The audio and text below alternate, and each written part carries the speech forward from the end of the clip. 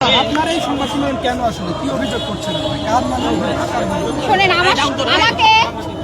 আমাকে তারা মার্ডার করতে চেয়েছিল। মানে এই ঘুমের ওষুধ খাওয়ার নাটকে আমাকে তারা মার্ডার করতে চেয়েছিল।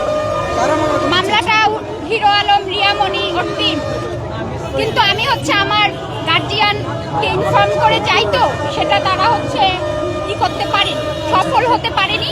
এখন তাদের পরবর্তী পদক্ষেপ ছিল যে এই মামলাটা তো মেজর একটা মামলা, তাই আমার সঙ্গে এখন হিরো আলমকে একটা বিয়ে করায় দিবে, দিয়ে পরবর্তীতে ডিভোর্স করায় দিলে তো আর সেই মামলাটা তো হাজব্যান্ড ওয়াইফের মামলা, দেনমোহরের টাকা দিয়ে দিলে শেষ।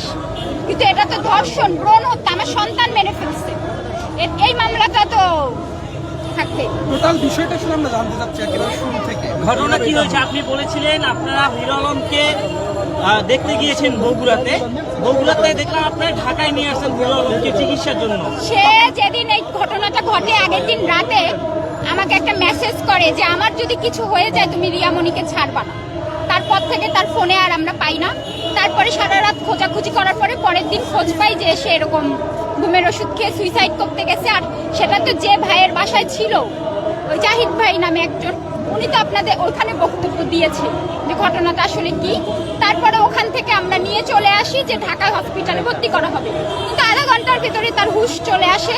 তারা কক্সবাজারে যায়। আসলে মেন আমাকে টর্চারিং, মানে আমার মামলাটা উঠানোর জন্য স্টাম্পে একটা সই, বুঝতে পেরেছেন?